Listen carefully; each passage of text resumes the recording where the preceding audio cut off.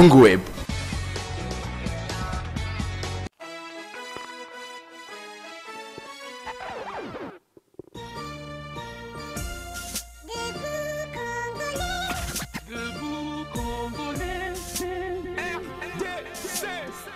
Mbote na bino ba papa ba maman na bilenge o izali agence na bino Smart Consulting o izosa la bino musala ya kitoko. Tozana ba bourse d'études pour na bana na bino oyo ba kokende kotanga na étranger etc. yango ebimi papa maman milengela yaka na bureau pour na ko se renseigner pour na intérêt ya mwana na yo. Tozana bourse d'études pour na Tunisie, tozana bourse d'études pour na Chypre, pour na Biélorussie, na Ukraine.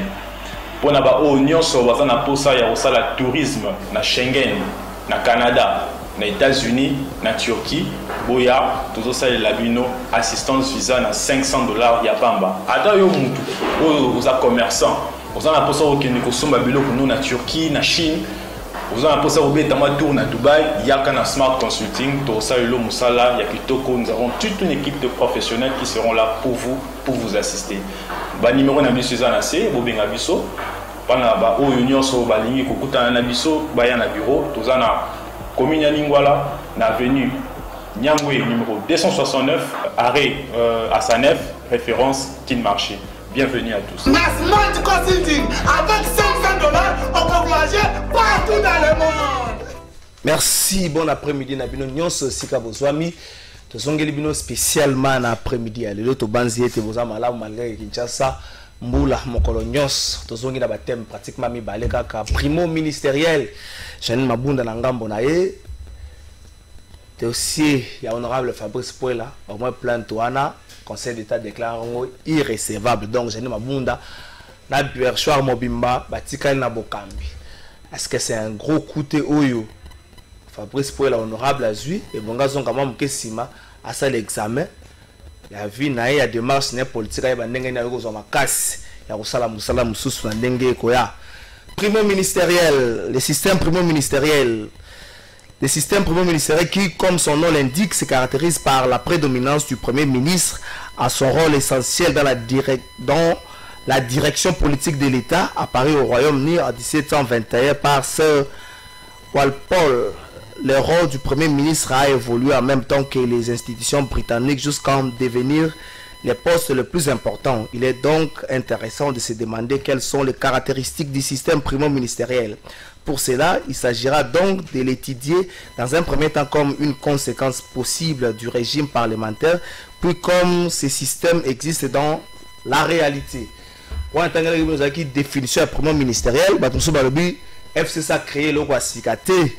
Et botami na Royaume-Uni na 1721 donc 1721 na balobaka na mosusu ezali eloko asike te ezali système oyo bokambi ya mboka ya mokolo na mokolo donc la gestion quotidienne à l'état etiamai na maboko ya premier ministre yenda azali kokamba yango wana ezali explication moko littérale ba juriste bazaka na bango l'esprit et la lettre nga na explication moko littérale to kobeta lisolo nango na plateau ya lelo na pokwa oyo mais avant tokota yango tokota na lisolo ya Conseil d'État. Mais avant tout ça, on a présenté nos invités. On a vu le bon Mobali, Maître Donald Kabasele. Bonjour. Là, mon journaliste, je crois, merci beaucoup pour l'invitation. Merci pour la balandi Nabuso, il y a émission Nabuso 4 vérités. Plateau de vérité, j'allais dire. Et donc, je suis content de rencontrer mon frère et confrère.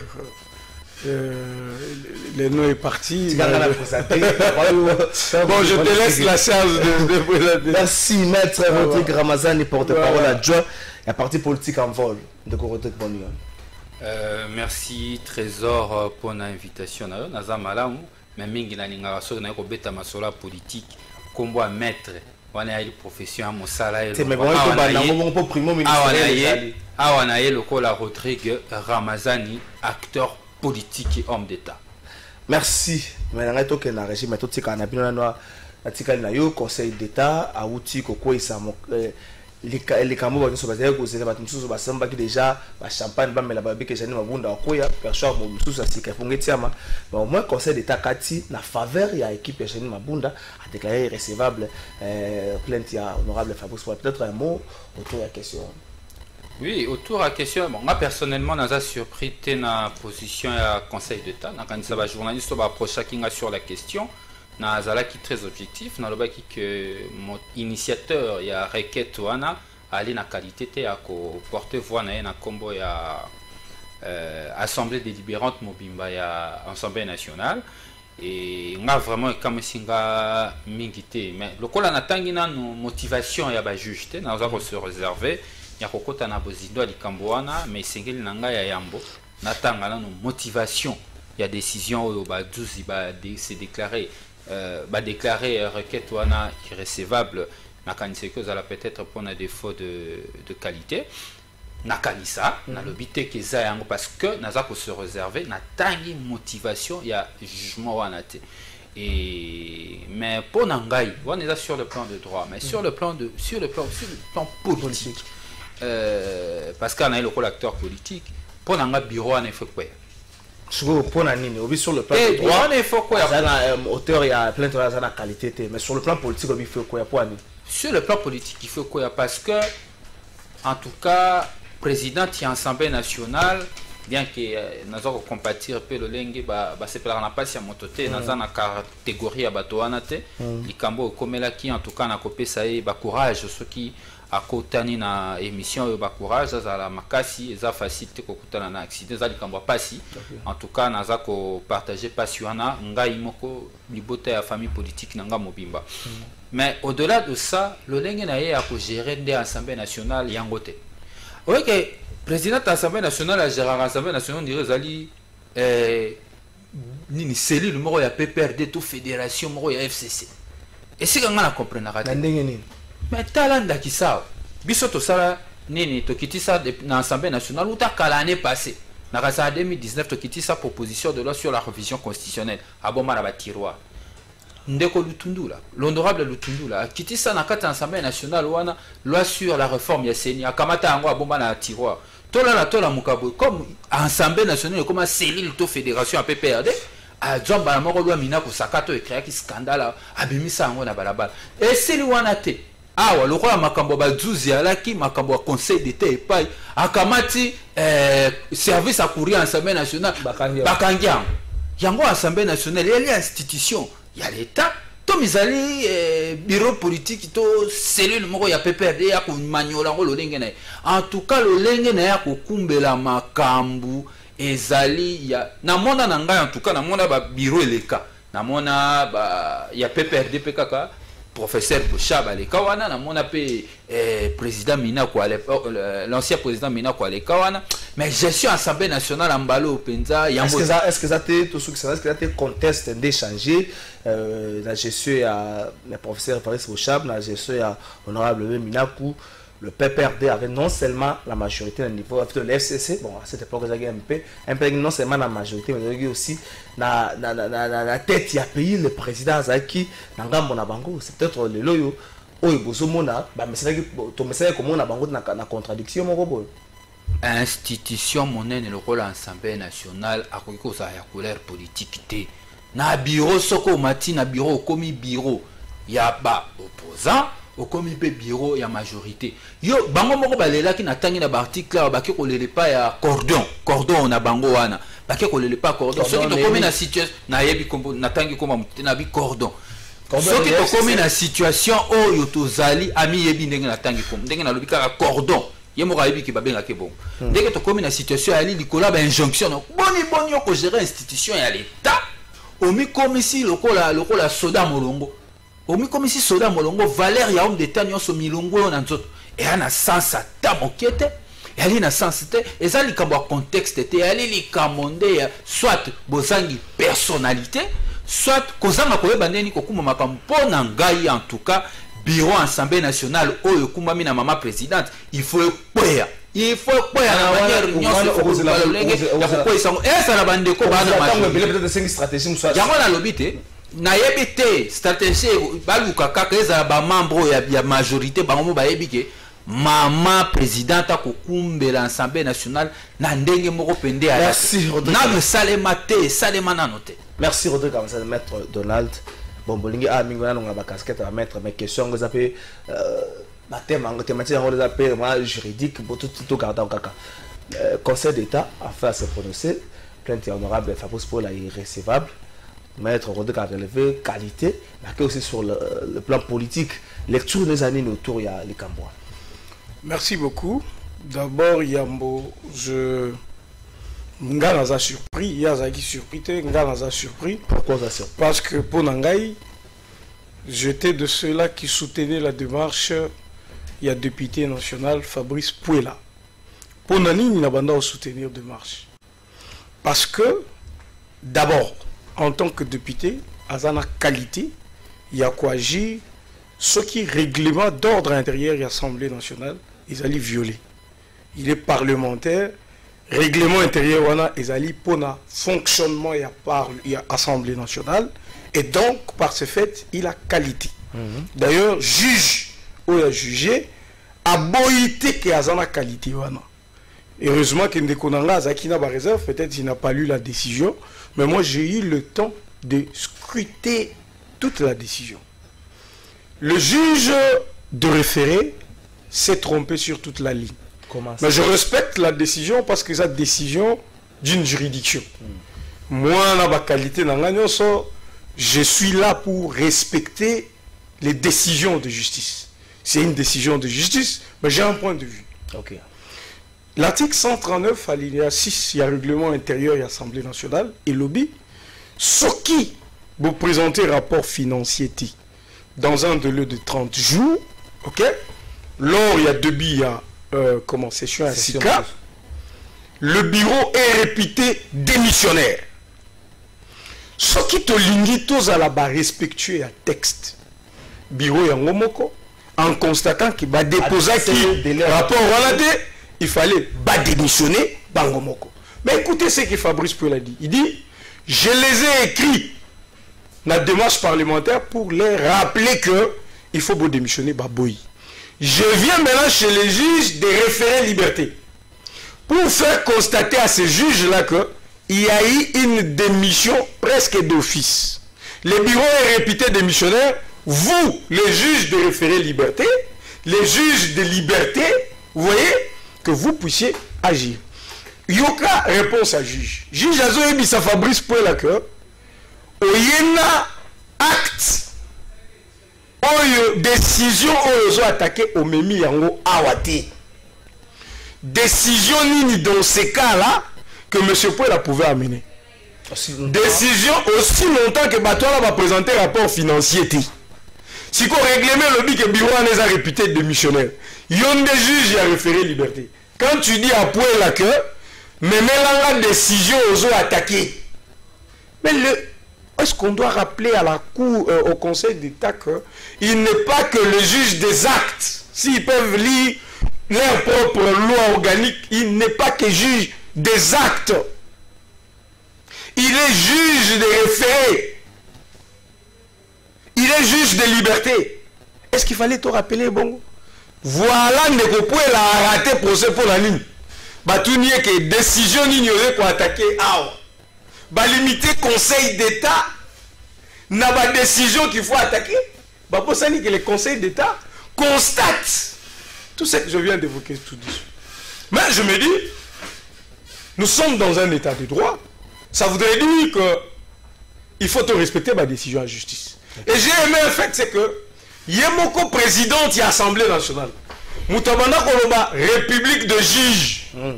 Abanda Koboya, Alobi, merci à l'état des droits. Merci à la justice indépendante. Donc à comprendre ça c'est Janine Mabunda. Donc, na Janine Mabunda, parce que décision est profité bureau nae et garder un avantage nae, là nous sommes dans un état de droit. Là il y a la justice indépendante. Mais je veux qu'éthique à la paix bongo pour d'autres décisions que la justice peut prendre. Même ceux qui allaient en défaveur, il y a Bandé Konabiso et FCC, soit il y a PPRD, qu'ils continuent de comprendre que on peut être dans un procès, l'autre peut perdre, vous pouvez gagner, l'autre peut gagner, vous pouvez perdre. Et voilà, d'ailleurs nous avions sur le plan politique comme de Kwaocho Loba, on avait beaucoup d'espoir. J'étais parmi ceux-là. Parce que Bango Bureau... Non, espoir, que quand on a vu une femme comme Janine Mabunda, avec son franc-parler, avec sa maîtrise, avec tout ce qu'on pensait qu'elle est, tout le lobby, non, quand même cette dame, elle peut révolutionner les choses à l'Assemblée nationale. Malheureusement, c'est une militante du PPRD qu'on a placée là-bas. Vous avez déjà vu, alors que décision, c'est d'ailleurs pour vous dire que la preuve, c'est que Mabunda n'a pas mené de démarches pour avoir cette décision. Donc la décision est venue du juge. Pourquoi? Parce qu'il y a un mot qui a mis Zouela qui est déjà à disposition. Namutu nae comme régime na bango ya Kabila et mesani ça que ce qui crise politique ezali décision ezali ya kozwa décision les kokendeka en défaveur à Bato. Elle s'était déjà préparée ko emballer biloko ko kangaba so ya accusé de réception ko bengala Batu pour recevoir document. Je crois que l'élo n'a pas quoi lobby, je crois que 5 heures service courrier ko zala pour y avoir décision. Donc tout ce qui est une minute, est-ce que sur le plan politique, il y a des tempêtes qui éviter avec déchéance plutôt de la bureau? Est-ce que tempête politique qui éviter? Tempête politique pour un de Kalafay.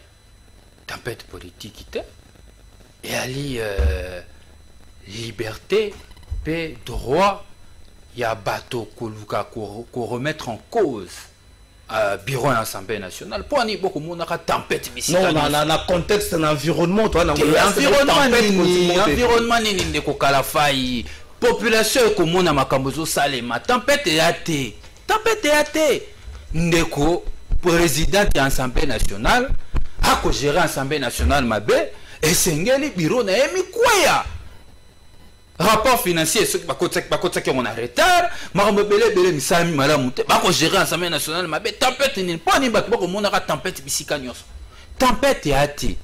Ngai na ko encourager ba députés nationaux. Ata o ya famille FCC, bango moko ba yebi na bakuzu to kutanaka, ba lo ba na bisoke, no lenge bena makambo ko tambola. Yango eza ndenge cordon na bango gérer ka bango ba yebi bazo se pela na côté. Comme la cordon. Na zo yo kama cordon saliono. Bala tangi koma mutuna bi cordon. Na FCC cordon ça. Yango na lobi boye. Bango moko ba d'accord na makambo ko salema te. Tempête ya te. Likambo ya liawa bureau na ifo et quoi qui pleuve qu'il neige. Solution monsieur ya tenga na zo biso bureau na ifo quoi pour Assemblée nationale et ça la gérer comme il se doit. Bateau ba ko gérer ngo lelo ba ali en tout cas na mapeka ya kokumba Assemblée nationale ya Congo te. Merci maître de la est-ce que ça tempête politique moko te éviter vu la situation actuelle? Est-ce qu'il fallait tous là ce qui bureau na quoi qui que vraiment tout quand na zone moko incertitude mais au moins peut-être par sagesse politique tempête des éviter. Dego Janine Mabunda za ordonnateur général, il y a des dépenses, il y a dotation au bapé sa Assemblée nationale. Okay. Janine Mabunda zo boya ko présenter rapport financier. Mbongo a dépensé en ndengeni. C'est ça la question. Ou on les a tempête. Mutazo boya ko yebisa ba député na zwaki misolo na bino 100 millions na géré en haut. Tala ndenge na géré koto na dépensé boy koto na dépensé boy. Aboyi ko ya ko la sa rapport. Est-ce que batu bazo luka puna libanzi ya mutu quoi? Mbongo ya Assemblée nationale au dépensé en haut. Yonne mutolobaka bosomba boye. Yako yebisa ba député combien au dépensé au salini aboyi aye na ngote. C'est ça la dictature. Mabunda za première personne ya koloba président de la République a biso toza ba respectueux la constitution. Nous avons réitéré au président de la République et tout ça, nous sommes liés au texte. Mais ses propres textes elle a violé. Elle a violé les règlements intérieurs. Vous voulez quelle couleur politique? Les bazo lié mbongo l'Assemblée nationale et tout ça. Bazo senga ba rapport ba abo européen sango. Ils ont respecté la constitution. Ils ont respecté il texte. Donc voilà pourquoi nous disons Madame Mabunda aujourd'hui, oya beti maboko lobby état des droits ya solo et ça les mis mboka, il faut comprendre que même ceux qui bazouzi pas pesier raison ndenge ba djembeli na moi eloko wana, OK? Mais les rapports, elle doit présenter les rapports aux parlementaires. Il faut bailler ndenge mbongo nyo se bimaki, bambongo bimaki les bazo destituer ba Jean-Marc Kaboun, bambongo bimaki bazo koka ko expliquer yango te Et voilà comment il la décision à Jean-Marc Kabunda. Mbongo bima. Ah. Yo za na mboko te. Mbongo bima, mbongo quand même. Mais mbongo bima ba yebi ke mbongo bima. J'affirme ça, mbongo bima. Yo zo affirmer ça yo. Atoka nsata ke mbongo bima mais bima na compte ya parler. Akasia a présenter rapport. C'est simple. Merci toke na régie soit élément moko ambulance mo repesa ki semaine passée na niveau INRB sali œuvre honorable Délice Sanga tokota la paix chaussée Kimwenza botala état chaussée Kimwenza nango ba yebisi ngai bande wa kote na tango bato bazokende ko yamba pa mokonza mboka tango mokonza mboka zo yamba bato mutu moko tabeti lisula chaussée Kimwenza mais soki bo yebite côté kuna na lycée moko monene ya ba sœur ya ba religieuse formation qui toko banda bambule belé mais bato zo bete mutazaka so akekuna alobi makam na ye alobi problème na ye donc aka moko boye bo comprendre mokonza mboka so ko poussa likama o mamula pour makambo azoyoka olinga jamais ko za na place toke na régie to la élément ya ambulance pesa maki na INRB pour élément ya chaussée de Kimwenza.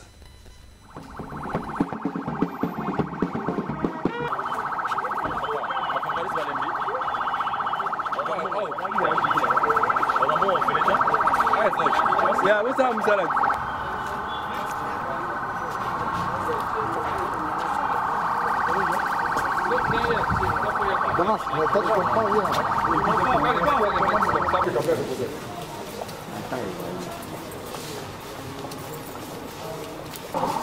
Alors nous sommes ici venus pour donner corps à la promesse de l'honorable Délice Sanga. Vous le savez qu'il y a quelques mois, il a fait don de ses émoluments au profit de la lutte contre la Covid-19. Nous sommes venus ici en début d'année pour faire le premier lot des matériels. Là, nous sommes venus concrétiser sa parole. Vous savez qu'il avait promis une ambulance pour renforcer l'efficacité de la structure qui lutte contre la Covid-19 dans notre pays. Chose promise, chose faite aujourd'hui, la garantie de l'honorable Sanga qu'il restera aux côtés de l'équipe de riposte, mais surtout de nos populations pour tous les problèmes qui les touchent. Alors nous remettons de façon concrète les clés symboles du don au professeur docteur Jean-Jacques Mouyembe Tanfoum. Je le prends avec précaution. Tout à fait. Voilà. Et les documents qui vont avec. Là, je récupère justement la copie. Oui, déjà signé. Oui, c'est déjà signé.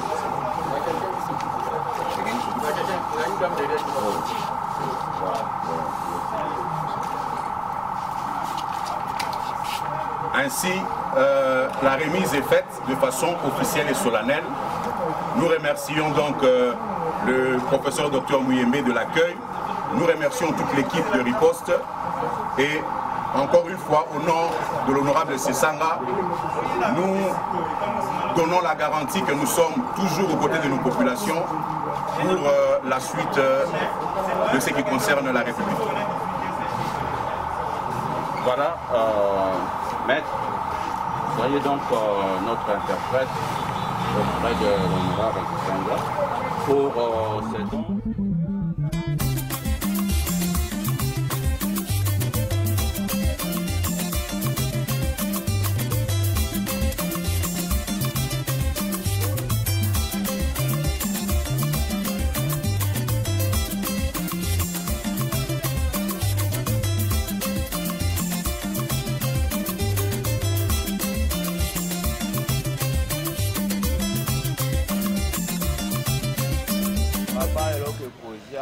ebandaki mpe awa te eza mai ya mbula erosion nde esali tolembi mpo tala nanu quartier monene boye bandako ezokufa na minute oyo na bana classe na nyonso donc toza na esika ya kobimela te tala nanu batie oyo ya mai nyonso ekatani mai eza lisusu te bapoto ya courant ekoti donc tala nanu bariske koyeba pete donc vie moko tozoyeba pete soki biso toza na Congo bien toza na Congo te Oui, biso tozaba victime na loba. Tozaba victime ya nzela oyo. Même nzela oyo, érosion oyo ebandi lelo te. C'est à peu près 2 ans ou plus. Bandi à partir d'arrêt boutique, arrêt bambou, ils ont maté qui ne te commun à niveau. Tu belé va perdre. Ba pango na bango, va perdre. Mandaku na bango, ezana ba ebele awa na quartier na biso ba kufi na tension, ba kufi na AVC à cause d'ela. Vraiment, si réellement biso tozali na tata wazali nde l'État. Vraiment, tata azota la bana bazo bunga, bana bazo éparpillé. Alors vraiment, tata na biso azawapi. Et tozaka na l'État, tout tozaka na l'État. Je suis sûr que ba konzi ya seba même bakasa. Mais il faut pas réagir. Pour tokotombuka, tokozali surtout na besoin ya ba quantité. Voilà, vraiment l'État a ça quelque chose. Merci na bande ko bazana réussir bo comprendre passe ya bande ko bapanda kana chose kimwenza po baswakazira société kimwenza nzela wana eumeli mikolo ebele ba vivana ba promesse mais mikolo balobi kezana mokonzi moko membre moko ya gouvernement zo bloquer mosolo pona osonga bande ko na nzela salama bazo prévoir ba activité mo minene pona ko luka ndenge nini bakota na ba droit na bango nzela wana bonga meto saluer pour honorable Tony Mwaba oyo aza kotia bango makasi na mokio aza kozwa aza ko permettre à ce que bande ko wana au moins jusqu'à présent qui mwenza mobimbe ke l'été pour baza osama musala tokota enfin na likambango primo ministériel débat ba constitutionnaliste débat ba tamaele débat ya bwana batumsu balobi ke likambango e botamika na Congo ndeko Rodrigue Ramazani. Par sa définition, ndenge natanga kiangwawa esa nango oyo bato bazo kanisa te ezali kaka système oyo bokambi la gestion quotidienne ya mboka ezongi na maboko ya premier ministre. Est-ce que tango le professeur Bochaba lobi que dans système ya mboka na ndenge to wana ngo boye premier ministre azana pouvoir ebele koleka mokonzi ya mboka, ce qui est vrai, c'est comme motenga na yoka ki a énumérer ba pouvoir ngo. Mais tout cas par sa définition, monter que ndenge bato bazo loba boye a péché parce que na système aussi doit évoluer dans la gestion quotidienne ya mboka ezana maboko ya premier ministre. Bon, yambo tena kota na makambo ya primo ministériel pour permettre ngana zongela ba point mibale par rapport à élément autotikotala na chaussée de kimwenza autotikola kisa ya liboso ezali remise en ambulance oyo honorable Sisanga président a parti en vol à Salakina Inerbe, mais les lois ezali important quand même pour rappeler opinion que honorable Sisanga au mois d'avril 2020 a cédaki ba monument na ye ya année mobimba ya suka so que mois de mars au lobby donc ezaki mois de mars évidemment a cédaki ba monument na ye ko banda avril 10 décembre 2020 ezali na suite logique wanande tokendaki ya mbokotika nanu ba don aliboso ezalaki na ba ezalaki na tonne moko ya ba bouteille ya gaz d'oxygène ezalaki na ba masque ezalaki na makambo ebele pona ko aider équipe à riposte pe vague ya limi balé to koyo kakape kozana nzele koya pona yoki déjà ba il faut qu'on martele plus sur les gestes barrières gestes barrières tout masque pour la masque ba to bazo sala sa bloc ba bossa na ngongo yo gouvernement azana makwa kosona makambo mosolo kopesa lisusu équipe à riposte makasi ya kosala musala nde dans OEP ya ambulance et ya ki mais OEP zali important le zali koyebisa ba ebanso surtout ba acteurs politiques ba députés nationaux nyonso ba leka ki pona retraité d'opportunistes pona retraité de lokuta ki likambo alobia kokosalela yango te na esika moko te to mone pa iwapi ya tiki kozwa mosolo na ye balobaki on e bandeli bango wana nyonso balobaka bazwa pe courage ya kozonga awa liboso betando ike nyonso ya Congo baloba ete moto wana honorable Sisanga azali homme de parole moto wana honorable Sisanga kokisi makambo alakaki na population mobimba nakanisi il faut lelo to démontrer na bato pe sens ya homme d'état ezali te ke boyaka kolobaka poisa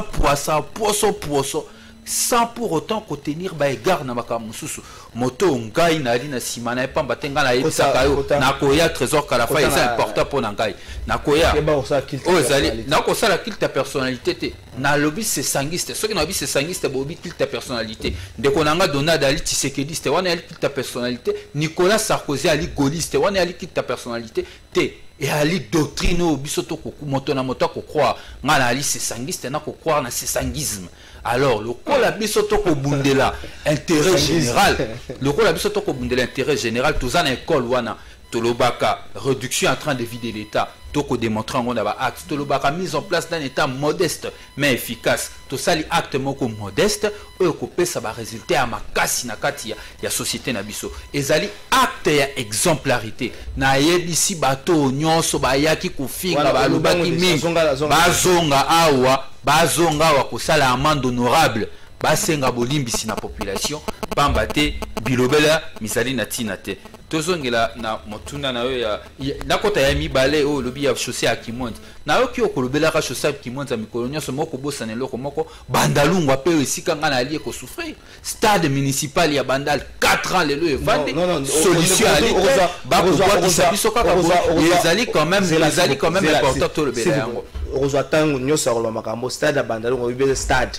donc batu bazali déjà ba route za praticable mais la société qui moza batu bazali difficulté ba na classe batanga kuna ba difficulté tout ça débat autour de cette côté wana ali problème wana pe mususu ali problème to nyoso ba problème amuki ala raté nyoso ali problème tozonga siko na likambo na ya primo ministériel tozonga na likambo na ya primo ministériel omoni na ndenga mabete na yoka ki ezali na ba descend de cloche mibale moko lobi ke soki totali Congo malamu yali ezali na kati ya régime primo ministériel mosusu pa bimisaki mongongo na lobi ezali bozoba na droit moto abili kama primo ministériel yali bozoba tozwa moko yali boso o alobi ke tozali na kati ya makamba primo ministériel te primo ministériel ezali régime ko exister mais koloba ete Congo na biso République démocratique du Congo toza na kati ya régime primo ministériel ezaya solote à mon sens parce que tokoki ko concevoir tes régimes primo ministériel et pas au président de la République azali élu na suffrage universel direct ya liboso ya mibale na kati ya mboka au président de la République azali na ba compétence propre yaye ba compétence na ye oyo attaque na majorité te ba kobotole yango te primo ministériel misale makanakati ya bamboka oyo président de la République azali na rôle protocolaire. Or na Congo président de la République aza na rôle protocolaire te azali na ba compétence propre yaye ako négocier ka ba traité ako signer ka ba traité ako nomaka premier ministre ako révoquer ka ba gouverneur ako kiko dissoudre assemblée national asana ba pouvoir au constitution za ko reconnaître ye koloba ke to zali na kati ya régime primo ministériel bizali penza likambo mitamboli na mwa yiki mingi ezali de position politique koluka ko justifier makambo na bino na nzela ya science ngiro tikalo na science ki ma une position politique na kati ya science nazo ko décrier position oyo constitutionnel c'est monene azu ayebi makambo akoloba ayebi que na contexte na constitution à Congo à la lecture stricte ya ba éléments za na kati ya constitution Congo tozali na kati ya régime primo ministériel te tozali biso régime na biso ezali symbiose air moko yali semi présidentiel air moko semi parlementaire au regard ya ba enjeu moko oui, qui n'aura qu'ils zoba. Oui, hybride, en même temps, semi-parlementaire. Mais Koloba Kezali primo ministériel, Ezali, il y a solo. Mais Koloba que non si on a droit, Ezali existe à rater, ou on a Ezali le kuta. Merci. Précipitation. Ndeko Donald, est-ce que la définition littéraire au monde que le professeur Bouchard a raison, la définition littéraire. Avant beaucoup de la vidéo, définition juridique, lecture juridique, la définition littéraire. Voilà.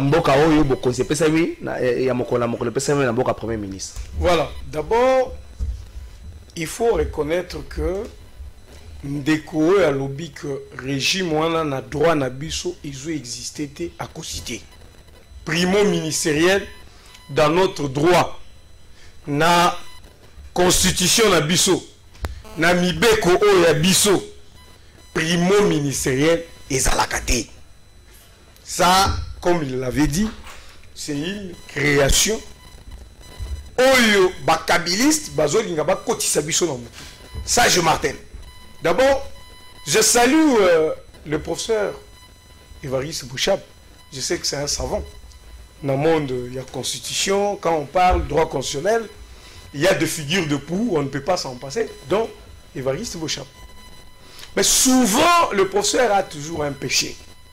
Péché Nézali, comme accompagner un régime dictatorial pendant 18 ans, avec des notions, avec des doctrines qu'il crée, pour accompagner ses pouvoirs, il pense continuer chemin na ye. On a français mais il a pas pour nous zoba batu. Voilà, zoba de azo zoba pena ba. Ko zobi ça so ko zoba nyo so na la carte. Maintenant revenons sur le plan scientifique. Régime primo ministériel. En d'autres mots, c'est le régime parlementaire. Parce que dans un régime parlementaire, le Parlement sort un Premier ministre.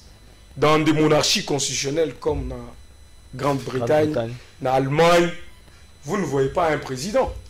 Vous voyez un Premier ministre. Ce Premier ministre, il est voté où? Par le Parlement. Et quand maintenant il sort, au lieu de dire système parlementaire, les doctrinaires ont réfléchi, parlementaire, ça renvoie beaucoup plus au Parlement. Tout le monde a Premier ministre. C'est ainsi que ces systèmes-là sont primo-ministériels. Le Premier ministre est le chef de l'État presque. Le roi règne, il ne gouverne pas. Donc, au Kende, en Grande-Bretagne, tu verras qu'il y a un Premier ministre. Donc, au Kende, en Allemagne, au Commun, Angela Merkel. Donc, au Kende, en Nini. Donc, c'est ça en fait. Italie. En Italie, par exemple, tu vois un Premier ministre qui sort, qui signe des arrêtés, qui signe tout ça. C'est ce que mon frère est en train de dire. Mais qu'est-ce que le prof veut faire, prof Bouchard? La tricherie intellectuelle. La tricherie intellectuelle, c'est qu'il sait que le primo ministériel, c'est l'apanage d'un régime parlementaire. Purement parlementaire, pas semi-parlementaire ou semi-présidentiel. Non, parlementaire. Le Parlement sort. C'est lui qui dirige tout. Le chef, il est là, c'est ainsi qu'on dit. Il a de pouvoirs exorbitants. Il a presque tout le pouvoir. Tout le pouvoir. Mais dans un régime semi-présidentiel, parce que c'est ça notre système. Et l'exemple de notre système, c'est la Grande-Bretagne, c'est l'Allemagne, c'est la France. Les systèmes semi-présidentiels, beaucoup plus caricature, c'est français. Même si chez les Français, ils ont prévu dans leur constitution qu'ils peuvent vivre une cohabitation. Chez nous, tu vas lire notre constitution du début jusqu'à la fin, elle ne prévoit pas une cohabitation. Elle ne prévoit qu'une coalition. Vous voyez? Alors, il sait que ce qu'il dit là ne peut pas se faire ici. Parce que d'abord, le président de la République, c'est lui qui nomme le Premier ministre. Et c'est lui qui met fin à ses fonctions. Le président. C'est le même président qui dissout le Parlement. Vous voyez? Il peut dissoudre le Parlement. Donc, dans toutes les institutions, s'il y en a 4, comme on le dit, l'institution président de la République, l'institution Parlement, l'institution gouvernement, et les cours et tribunaux, vous voyez qu'il n'y a personne qui peut être là, à part par exemple le Parlement. Vous voyez, quand les députés sont élus, ils ont quand même une auto-organisation. Mais toutes les structures, ils sont nommés par le président de la République. Les juges des cours et tribunaux militaires comme civils, vous voyez, le ministre et leur premier ministre, les hauts fonctionnaires de l'État, les hauts fonctionnaires de l'armée, de la police, les ambassadeurs. On ne peut pas dire dans ces régimes-là que le Premier ministre a des pouvoirs exorbitants parce qu'il ne nomme même pas tous ces gens. Donc, vous voyez, ce sont des hérésies. Surtout que ça vient d'un professeur, ça fait peur. Mais on sait que le prof l'a dit parce qu'il est du peu perdu. Okay. S'il n'était pas du peu perdu, il ne dirait pas ça. Voilà. Maître Rodrigue, est-ce que le système Nabiso le Premier ministre a plus de pouvoir que le chef de l'État? Est-ce que le professeur Atikala quitté la gestion quotidienne Yamboka, Yango Lobé que le Premier ministre a plus de pouvoir que le chef de l'État? Parce que ceux ça va abusivement, ça la rango, nzele baby na bala na quoi moko boyo moko nzambo ka télé biso makambo. Peut-être tu vas mais ça nzele baby na quoi moko boyo Premier ministre télé biso makambo. Peut-être dans ce sens-là, ça va peut-être qu'on faire revenir bateau la logique normale que nzele baby bolo ba président de bolo ba Premier ministre télé biso makambo. Bon, Yambotena kinde musika, on a compris que Donald Alinga bongisela abongisela professeur Mbata moi mukie. Professeur Mbata lobaki na droit congolais lobaki on a sens général hein to wana ebi kangara bongisa pour na camp politique na likambuté article on est ali bat bakotanga on a quand c'est ça objectif écrit par Edmond Izuba n'est-ce pas professeur alobaki en droit alobaki en droit congolais te nion swana ndeko apporter nias na eza so qui a droit congolais à la raté. Mais il y a professeur Mbata il y a le en sens général. Article on est à rebombater ça objectif. Et comment mi na ndeko Edmond Izuba on est à fait au changer moté.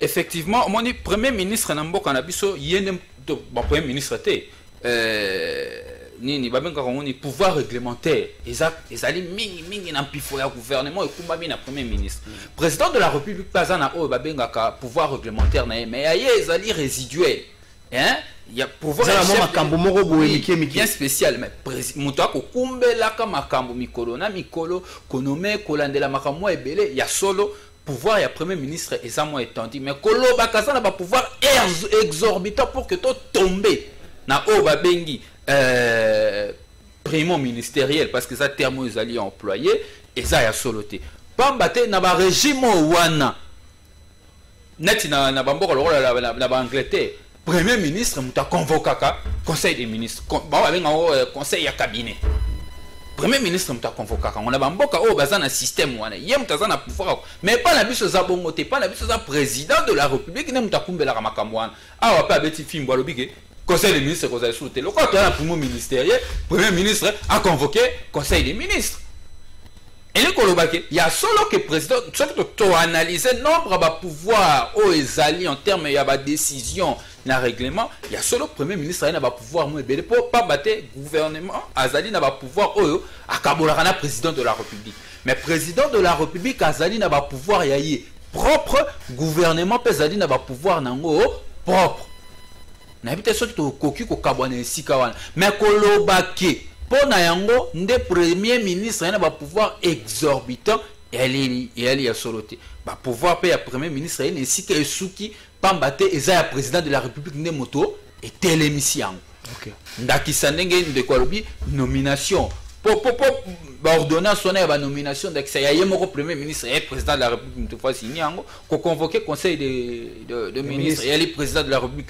yemoko mutufwa même na pouvoir ya dissoudre l'Assemblée nationale bien qu'ils aient compétence ou ba compétence liée ezali na ba procédure esengit kolandela ezali président de la république mutana pouvoir wana exorbitant ya dissoudre institution ezali premier ministre te koloba que pona yango tozali na kati ya primo ministériel en tout cas président professeur asaleli aspect na ya militantisme na kanisa za bana classe oya atangisa bako mituna motuna prof na biso alokoti makambo wapi ayela biso to bo santé makambo ba commissaires spéciaux ye mutaka ba commissaires spéciaux ayaka nango a créer ngo kitiongo bru na mesa bango ya créer kaka mo biloko na batana ngo mais matena ngo za pe musala pe muto mayele yangwana kuyaka na makambo asika za pe musala mutamele musala ya muto mayele ya droit musala ya muto mayele ya droit ya solo okoko sala doctrine na yo koma na buku totanga esala école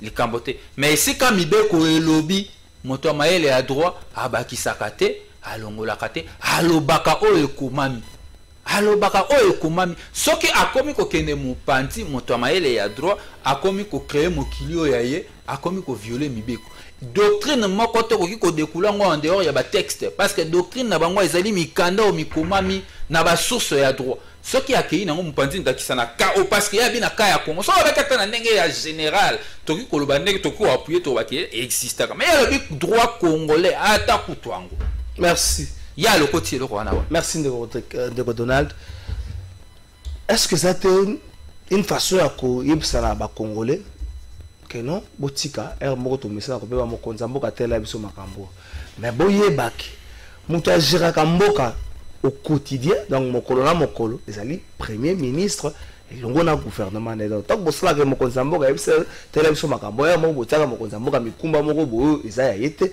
yango peut-être qu'on a souci des professeurs premier ministre a plus de pouvoir en termes de gestion quotidienne que le président de la République et qu'on appelle lecture voilà. Bon, ils ont raisonné netimo pandisango, ils ont raisonné objectivement.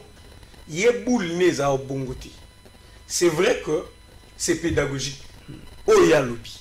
Ils apprennent ça mabunda que au lieu de lipa au côté de l'Assemblée nationale. Au talali pe kondi. Peut-être on s'adresser au boulot, s'adresser au président de la République.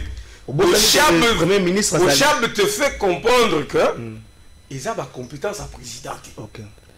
So il na kan luka, au mai, au comme maman sociale.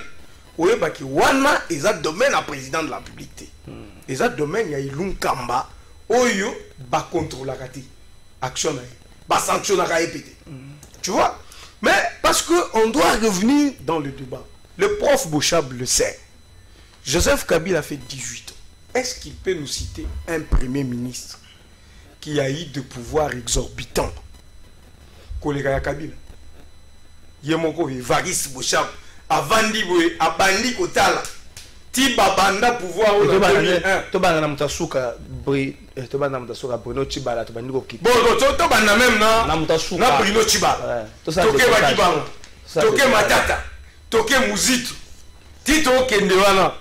Yasi Amona premier ministre Moko. A un pouvoir exorbitant que le président de la République. Il n'a jamais vu ça.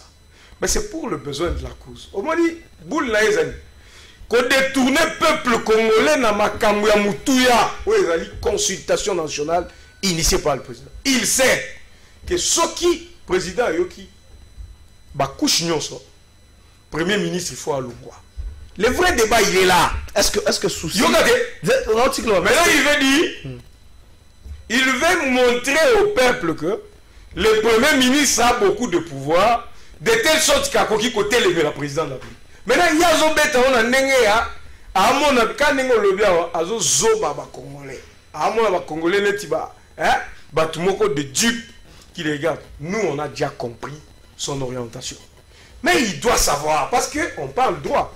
Je suis content que ngana ndekonanga to zongisie na nzela pour ko benga epé na plateau a ebiso une seule disposition la constitution où les opé sa premier ministre va pouvoir exorbitant que le président de la République. A copé soit honte. Ayaka kaye biso que tanga article tel tala ba pouvoir wana et les kignons sont président ko ekozwa akopé son. Je vais d'ailleurs au Bengisaye. Ouais journaliste amune. Bengisaye ngana ndeko na to vanda mupanzi moko yaza kuna na babuku na enyoso. To ça débat. Pour nini yazo banga ba débat. Pour biso to défier aya na plateau. Tout ça n'est débat. Evariste Bouchaba zawana ngana ndeko na nga Rodrigue to vanda. Toza la tabiso mi balé. Oza kuya base ya pamba. Problème ezate. Ba service ne bazo landa biso. Ba ko sa professeur Bouchab que ba étudiant na eux à droit bazo défier au balobi yaka na plateau où ils a plateau de vérité batie la biso ba caméra nyonso tout ça la débat sur matière où ya bimisi pour la ki biso ba pouvoir exorbitant na régime semi présidentiel où ya lelo OK où le premier ministre azala ba pouvoir exorbitant que le président de la République on va faire les débats il ne va pas trouver alors peuple congolais, il faut à la concentrer dans la concertation. Le président de la République met fin aux fonctions du premier ministre sur présentation par celui-ci de la démission. Ndeko. Ngai nazo mettre fin à la fonction. OK? Il faut démissionner. Cette démission peut être volontaire ou elle est contrainte. C'est une démission contrainte. C'est une révocation polie. Parce que yo kondimate, oti comme ça là non. Mais dans la pratique, quand le président te dit je retire ma confiance, démissionne, tu dois démissionner parce qu'il a décidé de mettre fin à tes fonctions. Nabani Moussou comment le ministre va commis que le ministre peut démissionner de lui-même. Mais il est quelque part écrit que il est révoqué sur proposition du Premier ministre. Mais pour le Premier ministre, on utilise une formule de politesse. Le président met fin à ses fonctions sur présentation par lui de la démission de son gouvernement. C'est une obligation. Donc quand le président dira que monsieur quitte là-bas, il doit présenter la démission. Qu'il le veuille ou pas, il dépose et puis on nomme un informateur. Les choses, s'ils ont la majorité, elle va se dessiner. On verra comment on va avancer. Ceux qui n'ont pas de primo ministériel, dans le contexte congolais, moi c'est mobile. Donc, comme moi c'est on vous dira que les chefs de la famille c'est l'homme. C'est l'homme, oui. Dans notre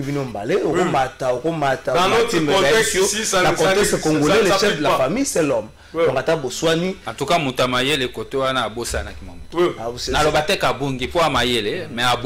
donc, les chefs de la famille c'est tout ce qui ça. Mais une minute, le Kamba passeport, tout ce qui ça. Annoncé que reprise ça le Malélo, le 23, bah reportant une date ultérieure, mais les Kamsou a passé comme prix. Les $99 t'ont inventé, et ça pensa bon côté. Au Kenya, bah frère Moussous, au frère capture, au bon Rana, au foot à Rwanda Ndengwana, et il va ne péter pas montango.